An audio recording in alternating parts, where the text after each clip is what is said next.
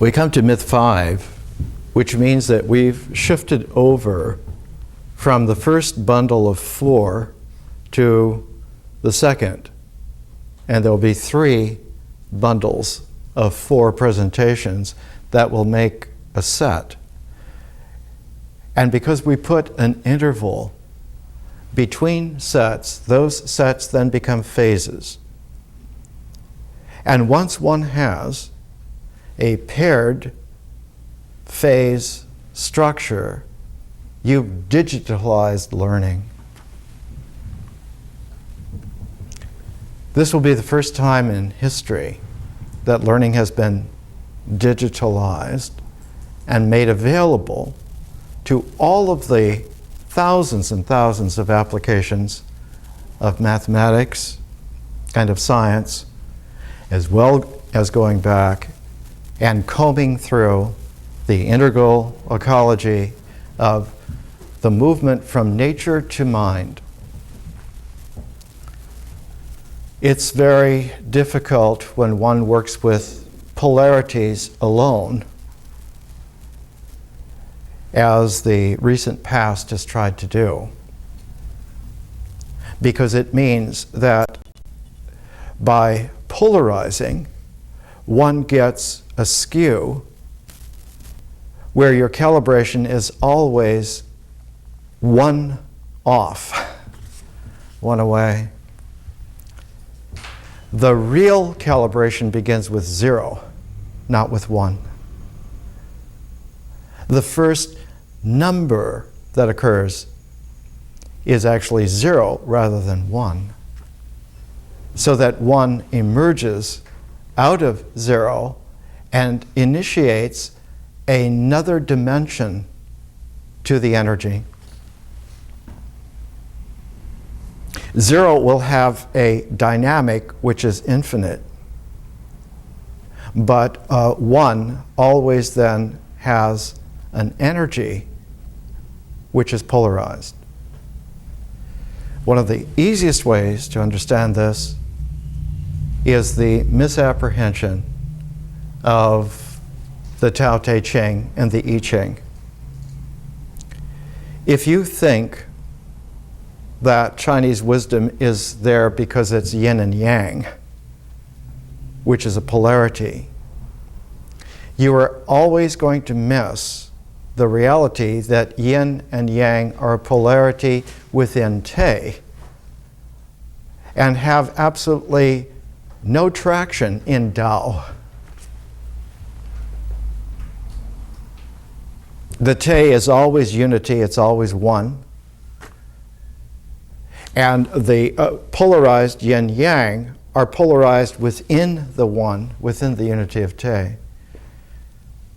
There is no polarity in Tao whatsoever. And so one has to understand that the fundamental pairedness of Tao Te precedes the polarity of yin-yang. And so when we talk about having traction, the traction is there in the objective forms that are polarized energy that have become existentials, have become matter, have become the body, will become the mind. And the mind is most certainly objective, just like the body is objective. And the stability of the objectivity of the body can be universalized by saying it's the stability of polarized forms that are existential. So it's extremely important to understand that existential forms are objective because they are polarized, and therefore their existentiality is actually a subspace of the real. So that they do not constitute reality, but they constitute a subspace of reality. So that one can work with their finiteness with confidence and exactness, as long as one understands that you're working with a subspace rather than with the real. And this means then that polarities in their objectivity have the ability to be turned, and so that their polarization goes into a complementarity. So instead of being stable in a polarization, they are now turned, like a polarity that is on the horizon. If it is turned to the vertical, now you have the ability to have a complementarity, which means that they can exchange with each other, and what they exchange is their centers of energetic frequency. And you can go back to the original lectures in Nature, the first 4 lectures in Nature, to understand that this is a very profound thing. One of the greatest of the early programming geniuses, a Dutchman named Dijkstra, wrote a book, and I'll bring it in next week, a handbook on computing, and he makes a very clear statement because he begins his book with chapter 0. And almost all really poignantly intelligent human beings for the last generation, the last 40 years really, have understood this very important point. The first person to mathematically get that this was a computational advantage was Sir Isaac Newton. And the development of calculus is the development of the approaching of liminals between 1 and 0, which allows for any exactness required on any level whatsoever. And one can then calculate. But one calculates both integrally and differentially. And so both modes are a complementarity. Within one of those is a polarity that is capable of being brought back into the complementarity, or to be let go back into its polarization and have stability. So what we're doing with our education, with our learning, is we are recalibrating ourselves so that we go back to a 0 field, not a base. Unity is always the base, but the base occurs suspended within a field. And this is fundamental, for instance, in theater. When one is putting on a production, say a play or a musical, whatever it is, the plot line of the production, of the play, will be the base. But that base occurs within a theatrical amplitude, and that's the field. And so it has to gain its relationality to the real by being successfully relational to the field. If the play doesn't fit the stage, the theater, the audience, the night, the circumstance, then it's not going to work no matter how good the play is. Anyone who's been in a successful production knows that there are times where everything is working tonight's the night. And it is magical.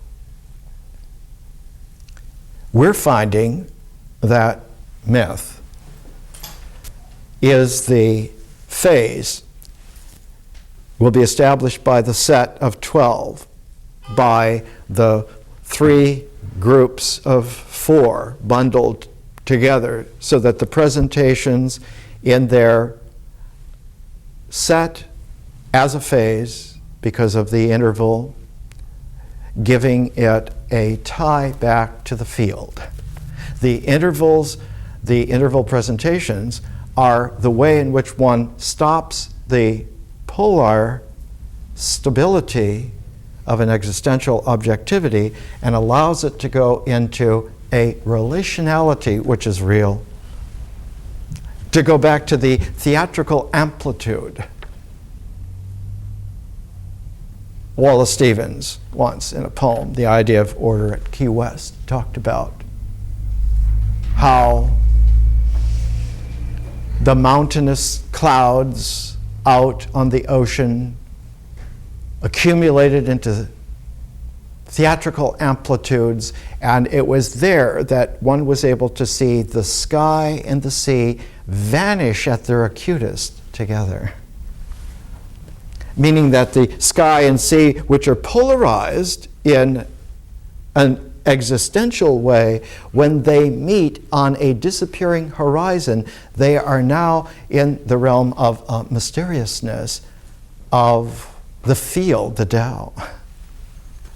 And when one is calibrated to that vanishing horizon of zero, one has then a real stance. One then is not just existing, but one is occurring in reality. Not just existing in one's body. And as we will see when we get to symbols, the mind is very much a polarized objectivity like the body, and they get along famously together. And they establish identity between the two of them. Your A is my A, and A equals A. But the theatrical amplitude of A equals A includes the equal sign and includes the expression as a whole, parenthetically within a sense of intelligence that goes back to sentience, that goes back to the mystery of the real in nature. And so one has to be very, very wise and very circumspect to understand. We cannot learn anything now unless we have this kind of theatrical amplitude in our kinesthetic sense. And it is a kinesthetic sentience that carries the flow, the feel of this kind of amplitude field. And that's why the heart is indispensable in learning. One learns something by heart. It doesn't mean that you learned it by rote, but you learned it because you yourself were participating in the field of the real when you were doing it. And you never forget it then. Because it's not something that is forgettable. It is concomitant with the occurrence of something that is real. And this is what we're doing and establishing. The origins of language come into play not because of identifications, but because of being a oral, image, phonetic expression of participating in the real. So that the word is actually a way in which the real does not come into objectivity, either through the body or the mind, either through existentials or through symbols. But the languaged, oral languaged word, the mythic word, has a parallel to the way in which nature allows for existentials to emerge in the first place. So that if our language, to use the old phrase, if our language is pure in the sense that it's not polarized but is open, then our language will allow symbolic forms in the mind, will allow thought to be also emergent from the real. And this is why it's so important to have a mythology, to have a mythic horizon that is not pre-limited, not honed in by presumptions, by codes, by laws, by assumptions. And so one of the qualities of the mythic horizon is that it needs to be open to the horizon even to its vanishing. And when this is so, then culture and nature have a parallel in infiniteness. And someone who is at home in that culture is at the very same occurrence at home in nature. And likewise, someone who is able to recover themselves and become au naturel, that natural culture will be seamlessly a dimension of nature as well. And so one has then, in the deepest true sense, a home, both in the culture and in nature, that is real. All of this becomes jeopardized in several major ways.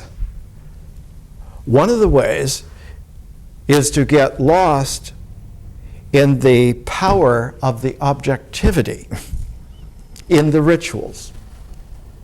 So that rituals, instead of being emergent from nature and delivering a natural culture, the rituals become rote.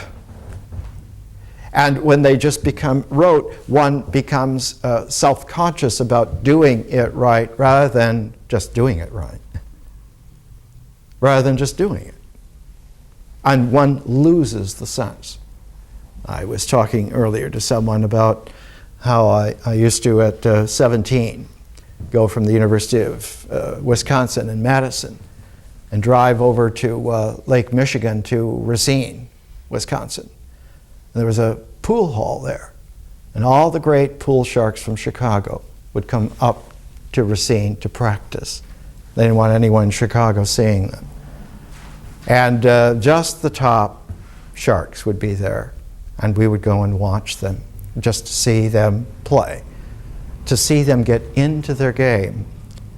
And when someone would really get into their game, they were unbeatable, because they would never miss. Because there was no way to miss, because that flow is actually a dynamic which has a continuity that is not diced up by spatiality. It is just pure time.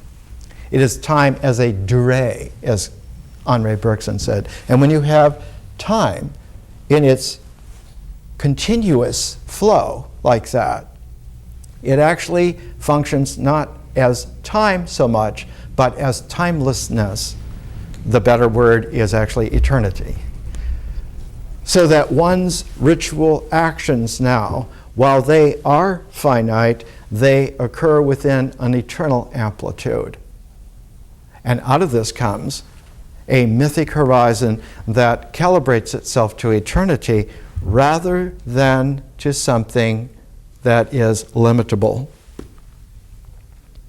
But when one loses the sense of that, loses the coordination with that, then one begins to depend upon codes and laws. And we saw, as an example, with the myths of Inanna, that when we read the mythology from 2350 BC, Enheduanna's Inanna epics, and the Epic of Gilgamesh, we see a very healthy mythic horizon.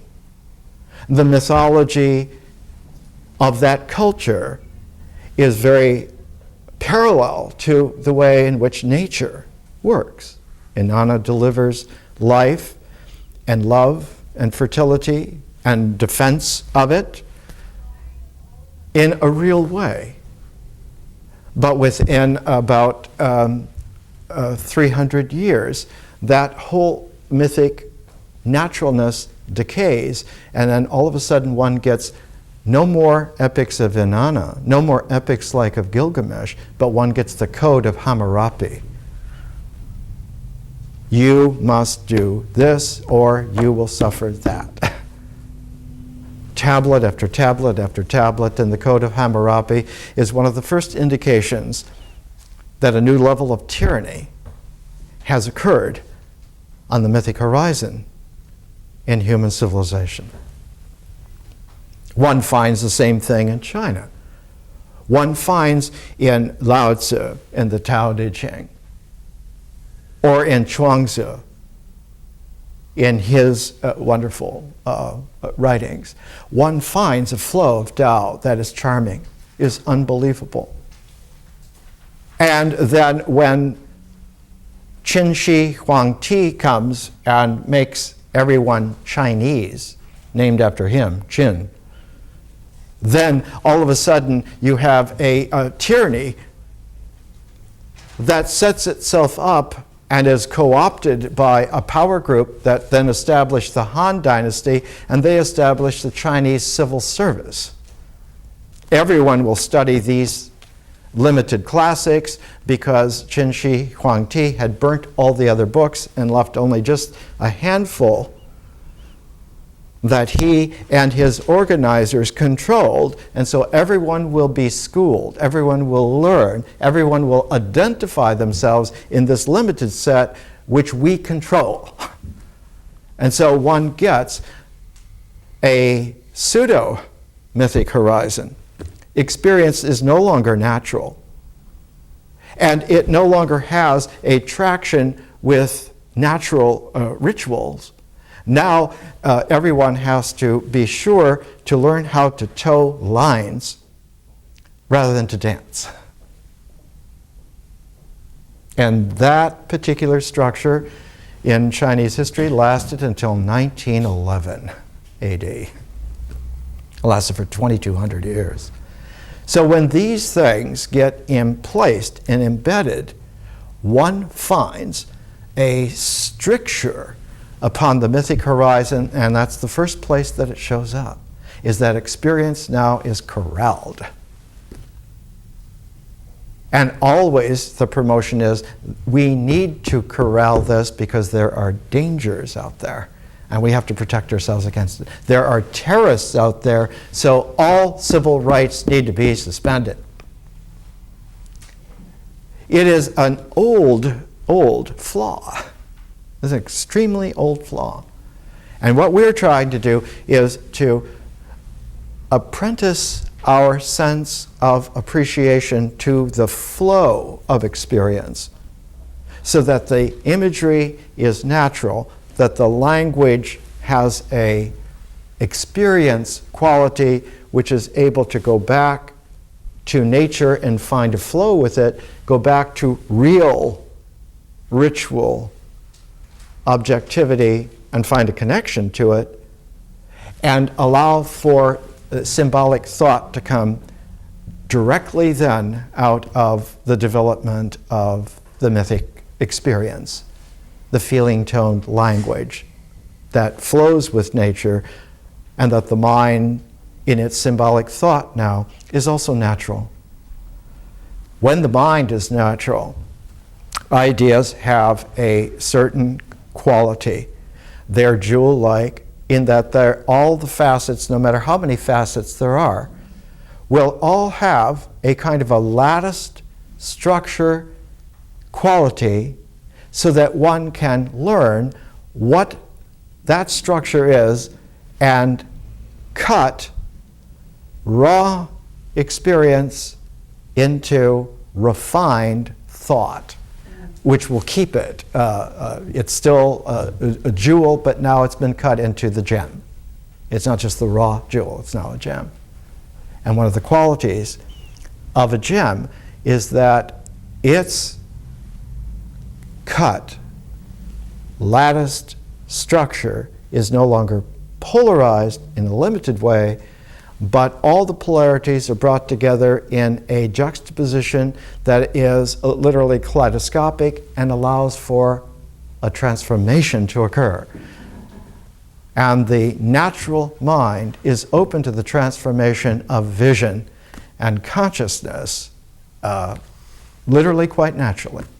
And so consciousness occurs, and even though it is supernatural in the sense that it is a quintessential added dimension to the four dimensions of time and space.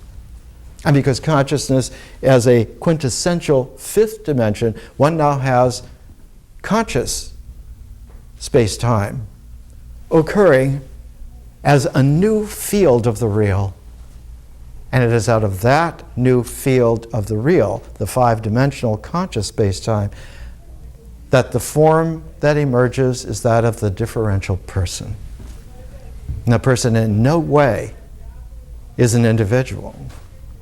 They are multidimensional, many-faceted, and no way just some kind of limited body. They have many, many bodies, many qualities. And so one finds that the work of art, the spiritual person, are differential forms that come out of a five-dimensional conscious space-time. And so the very ancient wisdom is that somehow one needs to bring into the mythic horizon, into the play of myth, into the play of imagery, into the play of oral language, the insight, the visionary cue that there is a five quality. And that five quality was always how the square of 4 was released in a star of 5.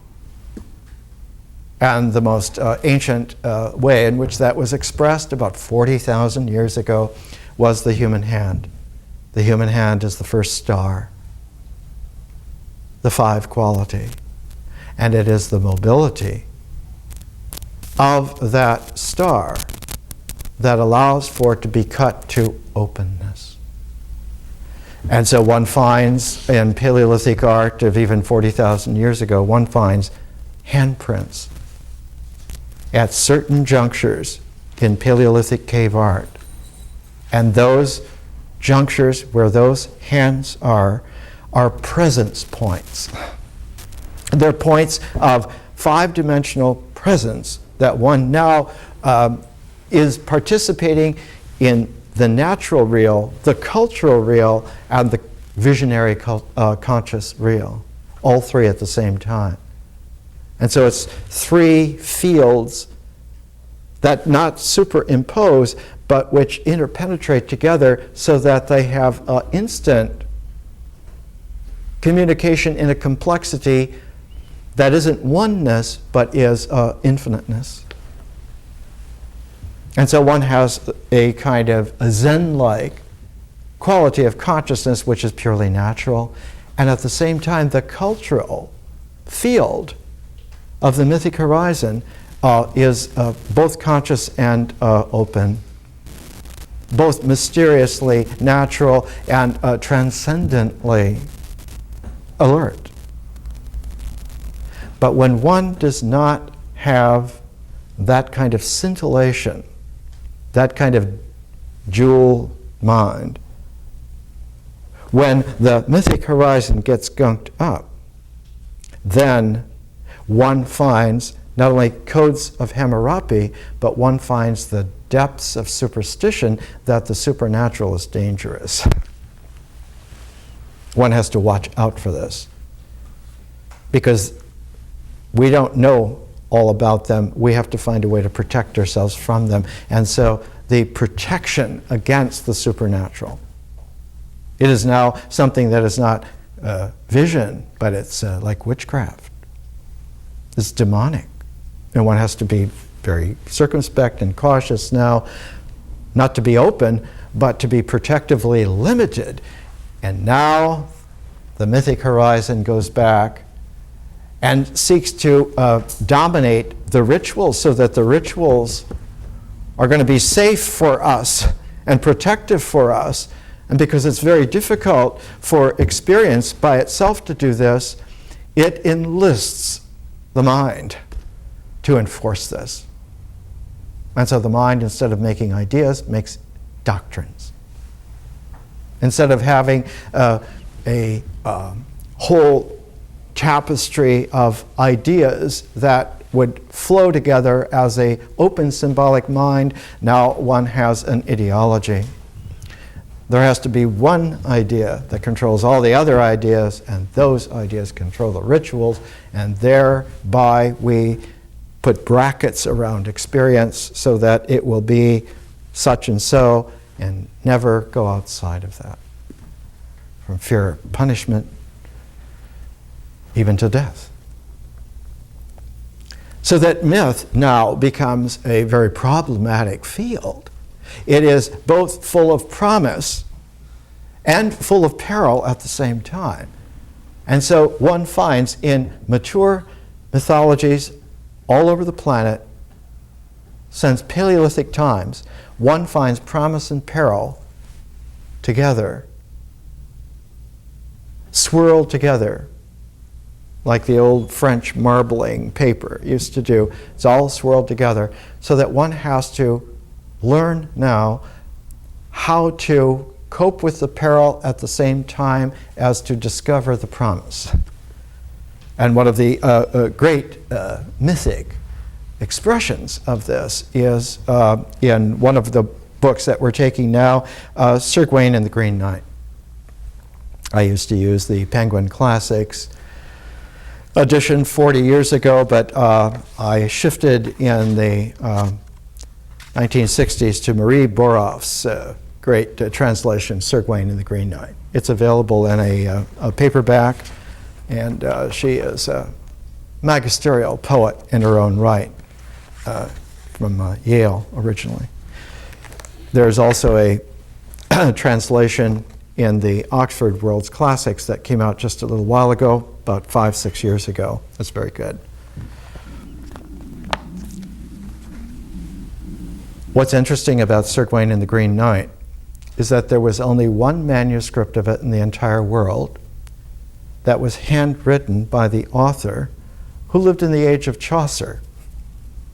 And we don't know who he was, because at the top of the manuscript, when it was first found in the middle of the 19th century, it had been either erased or ripped off or something, and we just don't know. And the manuscript of Sir Gawain and the Green Knight was in a handwritten, beautiful, elegant hand from about 1375, and it had 3 other poems in it as well. One was called, the Middle English word for it was cleanness. In modern 20th century literature, they call it purity, but it's really cleanness. It means a quality of being combed out pure, so that one is clean. One doesn't have the dust of the world, as the Buddha used to say, or the dirt of the world, as a lot of people used to say. And along with cleanness, there was another poem called Patience, and a third poem which was called Pearl. And Pearl was about a man whose daughter died and who took issue with God. Why do you allow such a world to be? Who are you that you would do this? And how he finds his way back to the real, even despite this most crucial crisis that would have skewed and warped almost anyone. And so Sir Gawain and the Green Knight was there. The man, the antiquarian who bought it, his name was Robert Cotton. Cotton was an antiquarian, and he used to have all of his rare books in cabinets, and he used to have busts of Roman emperors on top of those cabinets, because in the 1800s, British rich gentlemen who had antiquities liked to have Roman emperor busts around, and on this bookcase, the bust of Nero was there. So when one goes to the British Library, it's under Cotton Nero A10, 10 with the X. So it's listed that way. It's very odd that it should be listed under Nero, the least likely emperor for such a work.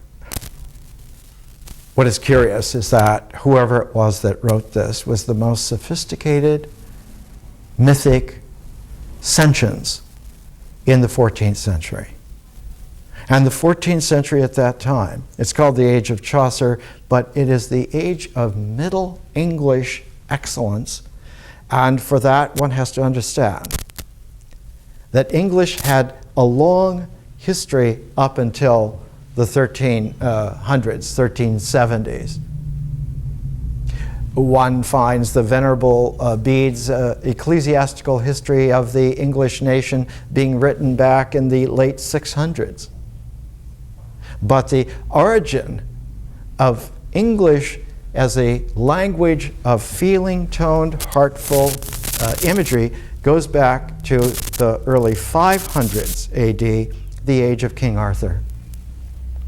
And so the Arthurian mythos is the field of sentient experience where the English language was taking its first roots. And that's why the Arthurian mythology is the most primal mythology in English.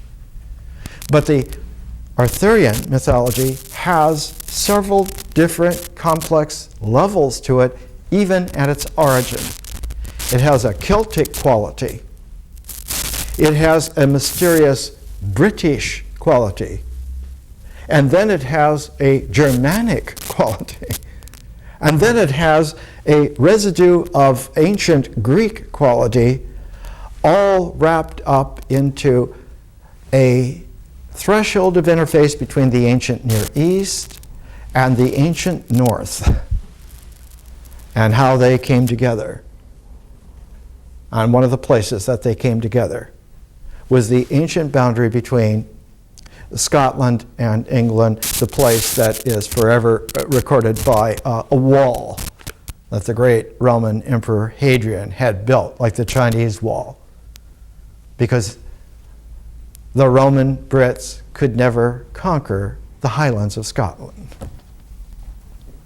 And at the time Hadrian built his wall, the leader of the Scottish warriors was a woman, Boudica, and she was unbeatable. She was on the field the greatest general of her day. And so they built a wall there. And Sir Gawain and the Green Knight comes from that interface of an unconquered wild north and a many times civilized Mediterranean south. And where they meet, there is this quality of deep realization that it's not a polarity, but that there is somehow here a complementarity, that if one allows that vision of complementarity between those two to occur, one will come out with something new. And Sir Gawain and the Green Knight is one of the great works of planetary literature, and that it establishes something new for the very first time.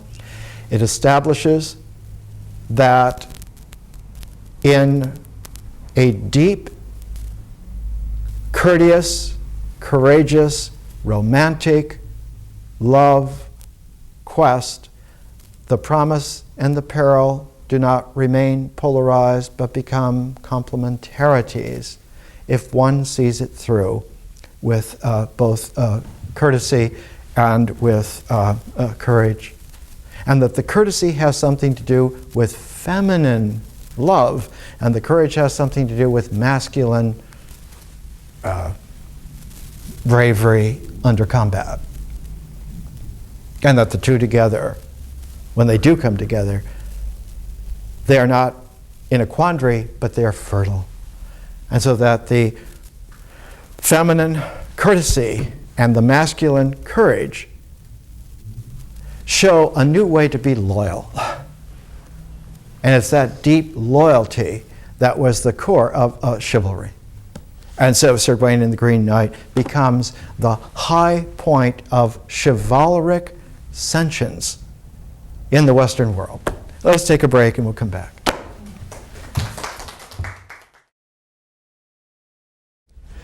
We're coming back to Myth 5. The title is Sir Gawain and the Zunis, because along with using Sir Gawain and the Green Knight, we're using Ruth Bunzel's volume on Zuni ceremonialism.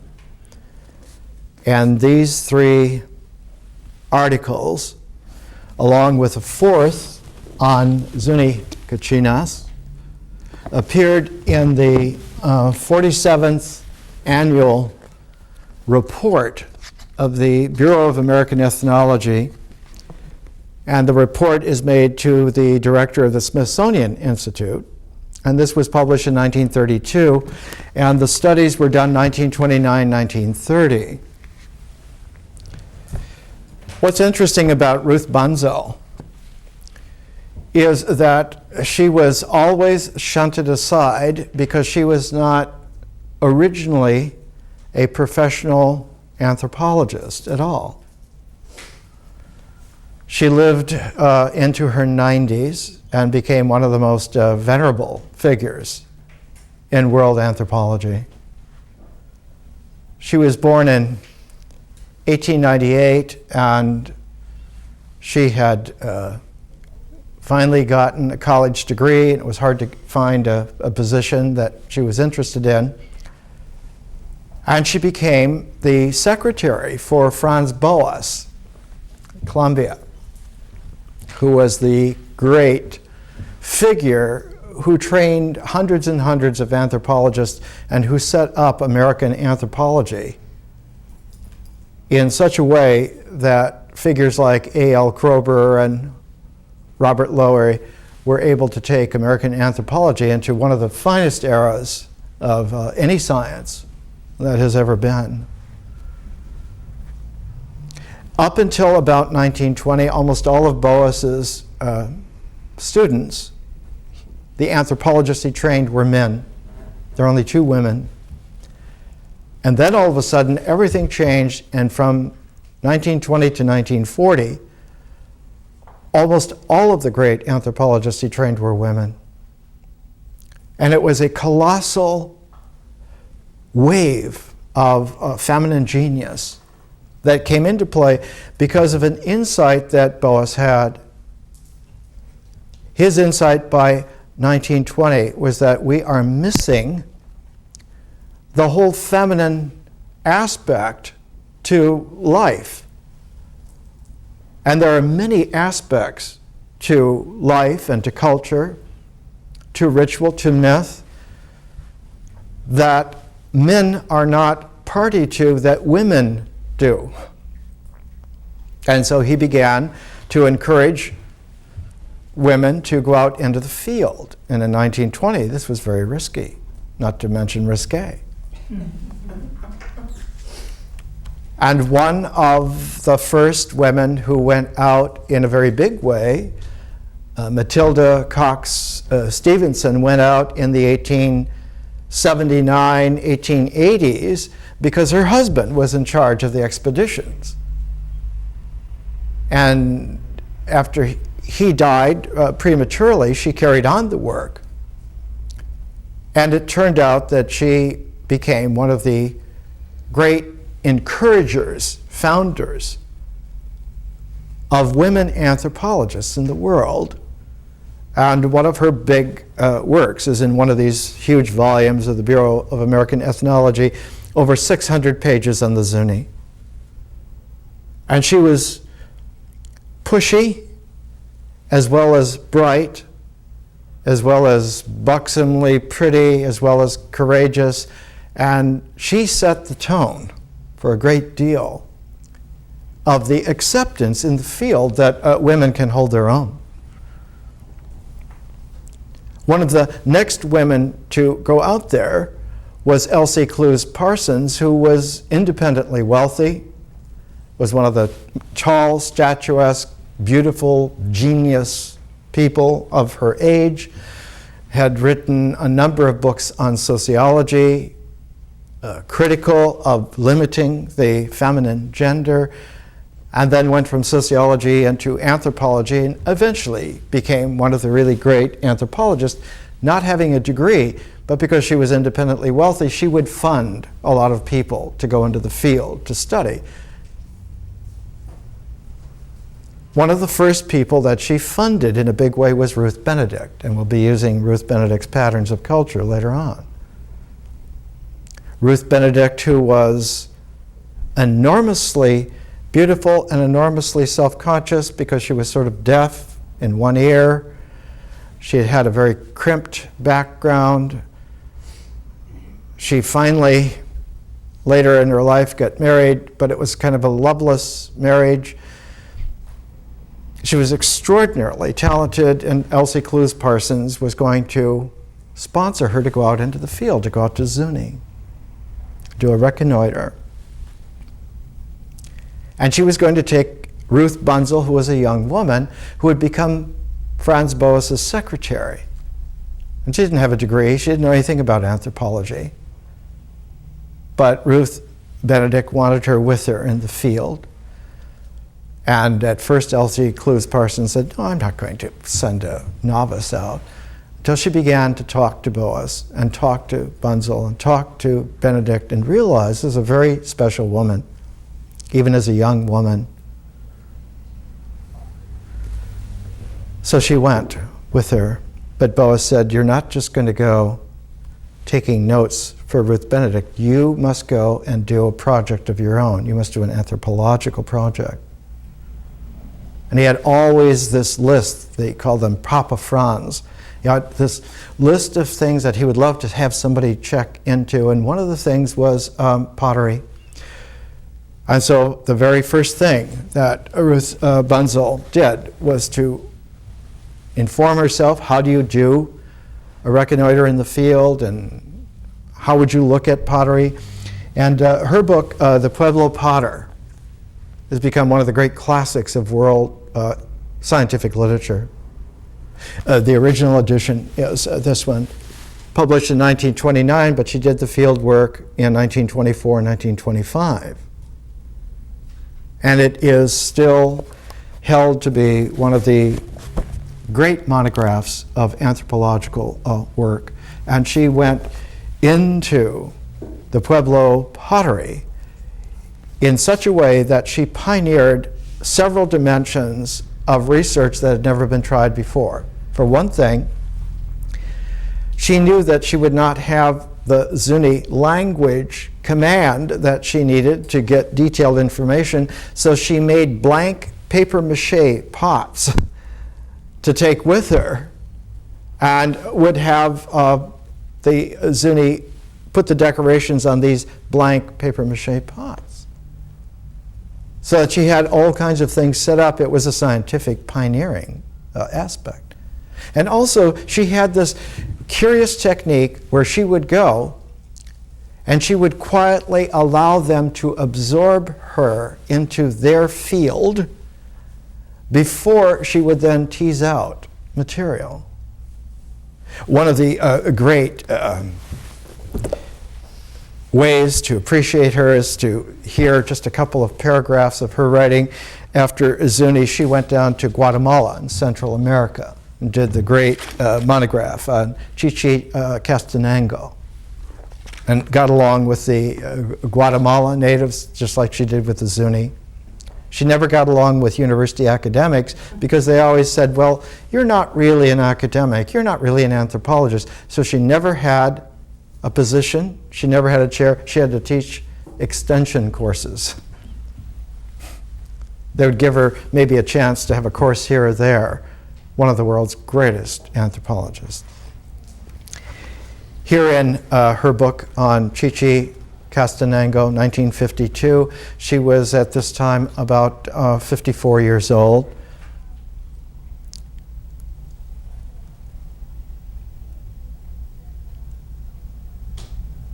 She said, about a half mile from town, we left this trail to scramble up a steep footpath to the top of a thickly wooded knoll. Here in a small shady clearing on the summit of the knoll was our destination.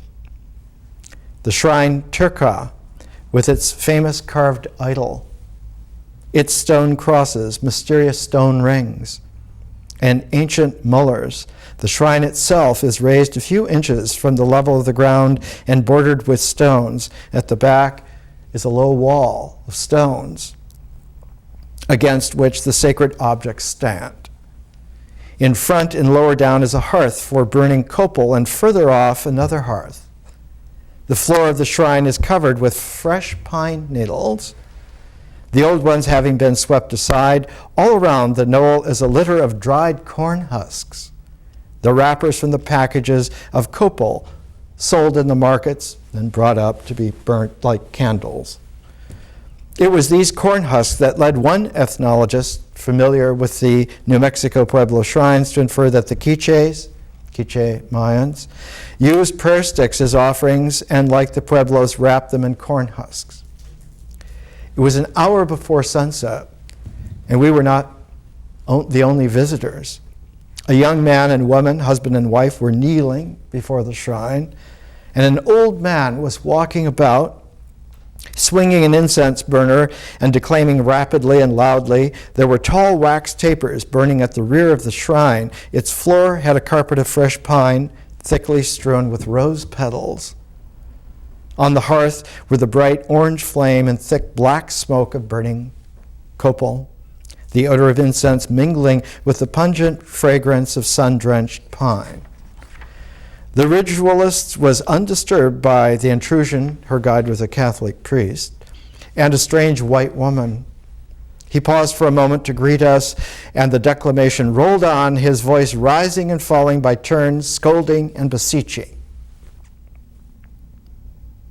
The technique here in this mythic horizon is to beseech and to scold at the same time, to bring the polarity into play. You must pay attention to us. Why do you not pay attention to us? We need this to live. Why do you not encourage our life? And so it is this kind of an interplay. Each period, starting with vigor and tapering off into an unintelligible mumble. Then, quite suddenly, he stopped, came to where his clients were kneeling.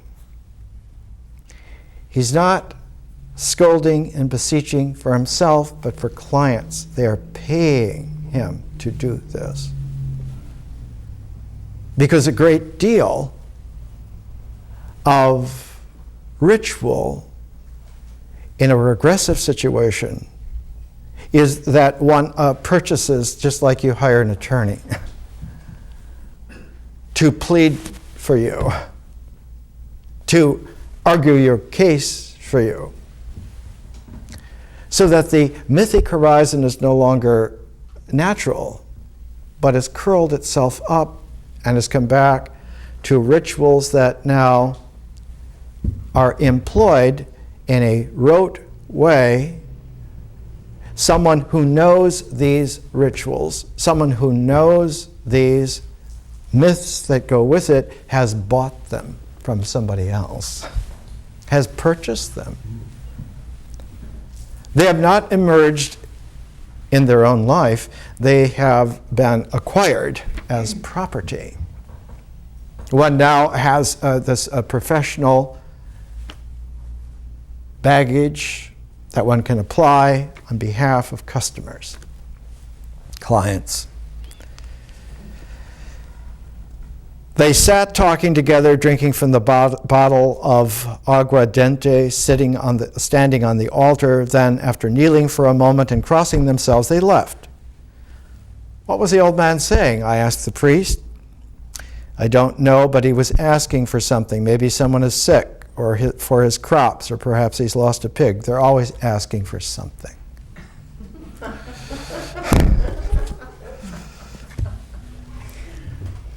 Throughout many decades, Ruth Bunzel very patiently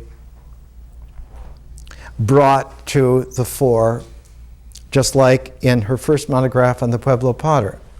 She discovered the pots are not controlled by symbols. They're not symbolic. The focus of the designs are like visual imagery in the experience field of the people that emerges from doing the rituals naturally right, of going back to a parallel with nature and its mysteriousness, so that the field of experience is likewise mysterious, not mysterious like nature, but open to the mystery of nature. And that the rituals, when done naturally right, allow for the permeation of the culture by nature. And so nature comes into play. So that instead of having the intellectual idea of a subject creation myths, a label, one now has a field of myths that are emergence myths. They're not about the idea of creating. They're about the experience of emerging. And so one has a whole different quality. And Ruth Bunzel, Ruth Benedict, Gladys Reichard, who we've taken already, many of these women establish that there is a quality difference going on, a qualitative difference going on. And the men, because they lead with their minds, mostly missed it, missed being in the experience with the people. It's like Gladys Reichard, in order to do her book on Navajo sand painting, learned to weave Navajo rugs just like a Navajo woman, and could do it through the whole cycle, through the whole season. Ruth Bunzel did the same thing. And there was a whole coterie of these people. One of my favorites is Frances Dinsmore from Red Wing, Minnesota, who wrote about 25 books on American Indian music, tribe by tribe by tribe, Cherokee music, Choctaw music, and she learned how to do the drumming, and she was the first person in the world to take an early phonograph out in the field and record the chants, to record the prayers, the sounds, and those priceless early phonograph records are the first in the world of somebody doing this kind of ethnology. So these women were extraordinarily creative, but they were not creative because they had ideas to impose creatively, but because they were there in a natural experience. They were part of the mythic field. And in order to ensure that their participation in the mythic field was natural, they took themselves back to nature, just like the peoples. But they found again and again that many of the tribal peoples already were crimped and curled by the fear of the supernatural, by the fear of witchcraft, of demons, needing control, and needing to make sure that they were not imperiled. And by focusing on keeping themselves protected from the peril, the promise became unconscious, or rather subconscious. It's always there, but it was not in the field of attention. And when the tone of promise is not free, dynamic in experience, the mind then becomes extremely suspicious in an abstract way and fortifies that these protective rituals now have to be tightened up even more. It's not just enough to protect yourself against incursions of the supernatural, incursions of the demonic, but one has to preemptively go out and prepare ahead of time and make sure, and not just prepare, but then prepare for that preparation. And so this whole protective barrier becomes set up, and what it does is commandeer the rituals of life, so that the existential forms now are not natural, but they are conducted in such a way that they would like to cut nature off because it's kind of like mysterious, and cut off vision because conscious vision, magic is really, you just don't know. And so more and more everything becomes limited to the body, in the mind, making sure that experience is corralled in just the way that the fences of codes and laws and procedures have been set up. And these women found that this was an enormously difficult thing to overcome. 3 different kinds of form become co-opted. The form that is usually still there is the existential. But the 2 differential forms, the artistic and the analytic, are co-opted so that they do not occur. One doesn't have the analytic forms of science, and one doesn't have really the artistic forms of art. And also the symbolic forms of thought in the mind become co-opted as well. And so you lose the symbolic, you lose the artistic, you lose the analytic, and you're left with cramming everything into a calibration of value on existentials, things, matter, goods, stuff. And so you need to control and have your stuff. This is why it's called political economy. Because one then has to make sure that the political protective laws of commandeering the needed properties, the stuff, the goods, is all in place. And so one gets not materialism, that would be an ideological moniker that someone would put onto it, but one gets the addiction to the reduction. That reduction becomes addictive because it's the only way that one can do evaluation. Now in Sir Gawain and the Green Knight, one finds that 600 some years ago, this was the high point in the first waves of the Renaissance. It was the high point right after the great medieval epic, The Divine Comedy by Dante, and just at the time of Chaucer, and just before the efflorescence of the Florentine, and then very soon after that, the Viennese Renaissance, the Venice Renaissance. It is a quality in Sir Gawain and the Green Knight where the peril and the promise are not mulched together, but they're swirled together so that they must be taken together at the same time. When it begins like this. Since the siege and the assault was ceased at Troy, the walls breached and burnt down to brands and ashes, the knight that had knotted the nets of deceit was impeached for his perfidy proven most true. And it was high-born Aeneas and his haughty race that since prevailed over provinces and reigned proudly over well-nigh all the wealth of the Western Isles. So it begins as if it were a continuation of the Iliad. And one can go back and see, yes, there is an Iliad beginning to it, but very quickly,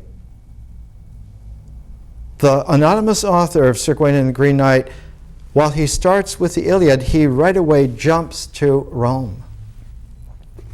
He leaves the classical Greek in place as a starting point, but there's a giant leap next to Rome. But while he mentions Aeneas, who's the protagonist of the Aeneid by Virgil, written about 20 BC, finished, not quite finished when he died, but it was written not like the Iliad to be sung to royal courts who had become Greeks who had survived the monstrous Trojan War. But the Aeneid was written for Augustus Caesar, who made the Roman Empire. But very quickly, one finds another subtle shift, that the author doesn't stay with Virgil, but he shunts himself very quickly to Ovid. And not Ovid of the Metamorphoses so much, but Ovid of the love poetry. Because the Art of Love by Ovid is one of the most clever and insightful critiques of empire tyranny. And when Augustus Caesar was apprised by some of his literature confidants that Ovid was subtly undercutting the entire structure of the Roman Empire ethos that he had just set up, Ovid was exiled permanently out of Rome, out of Italy, out of the Roman Empire, and was sent to one of the farthest shores of the Black Sea. And he spent the rest of his life in exile there among barbarians on the other side of the Black Sea from the Roman Empire.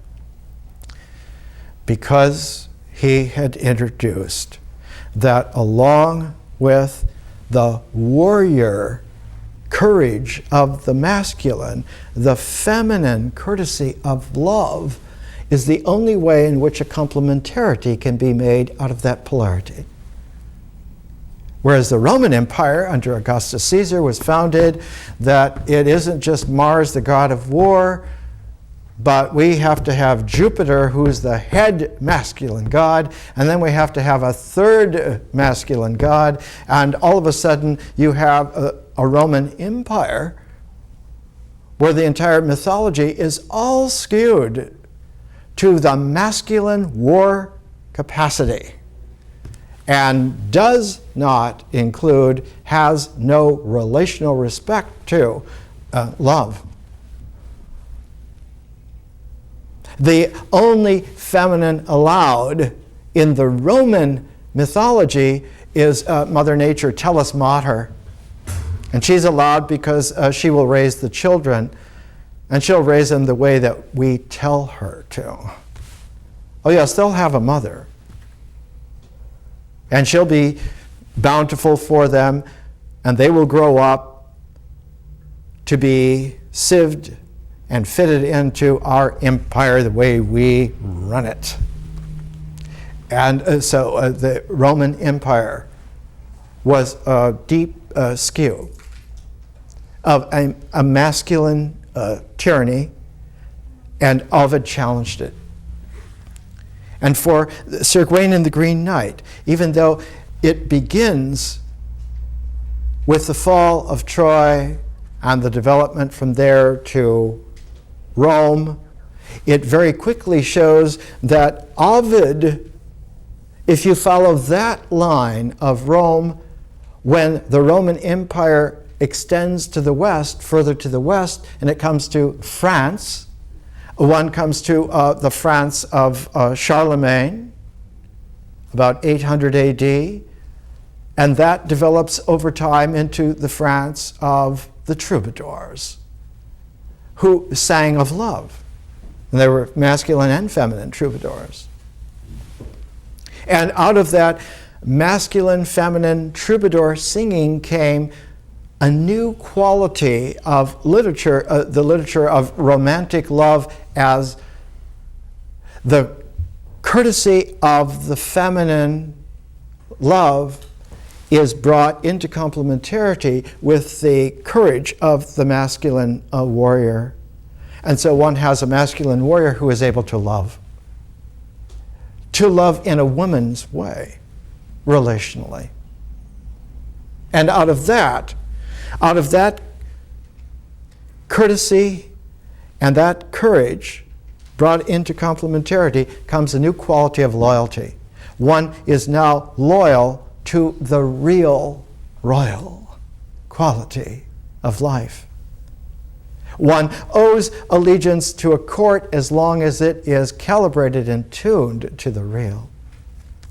But because so few courts at that time were tuned to the real, a mythic reality of the royal court goes back to Arthur, goes back to Arthurian, goes back to the 500s AD and brought forward.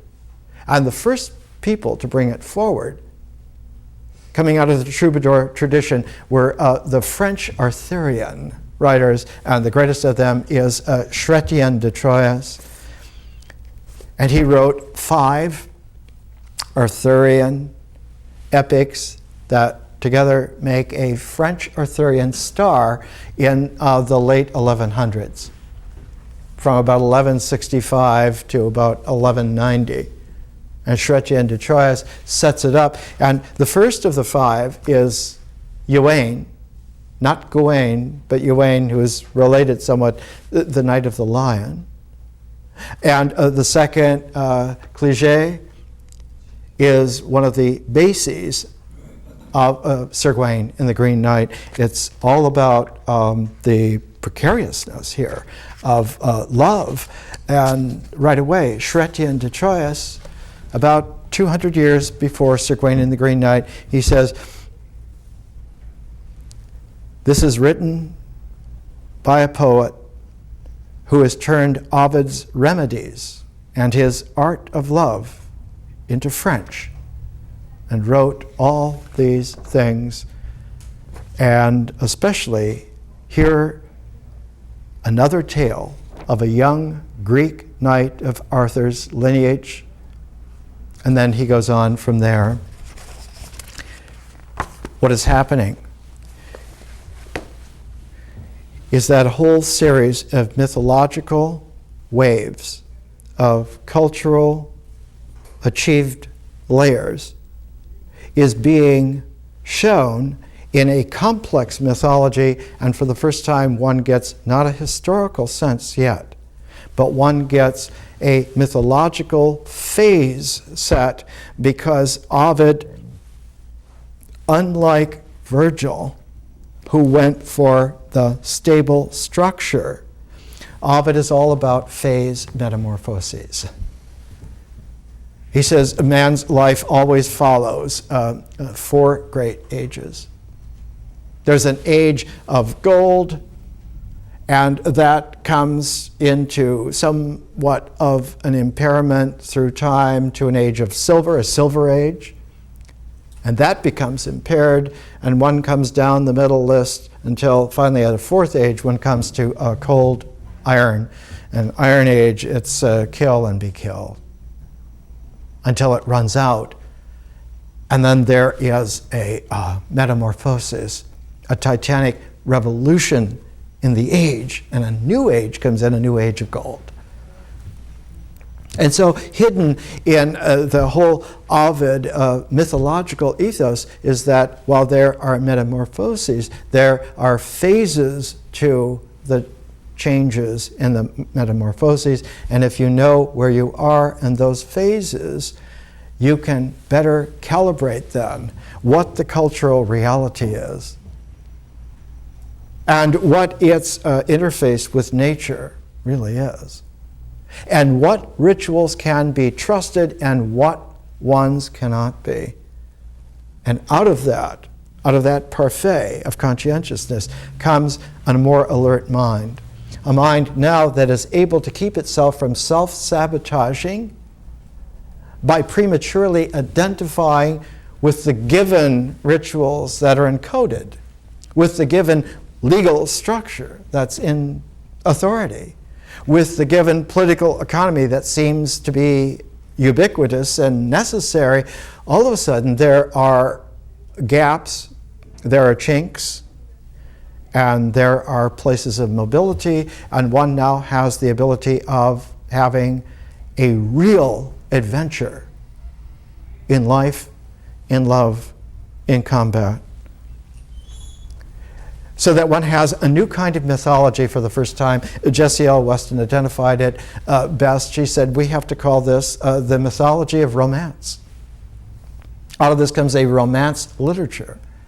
It is mythic, but it is not mythic in any of the old tropes, but it's a completely new trope. It is a romantic mythology where love and combat are in a complementarity. And with all the crises going on in our world, even on the street just now, we're still attuned enough to understand that this is extraordinarily important, because that romantic mythology ran out at the beginning of the 20th century. It was under suspicion all the way through the 19th century.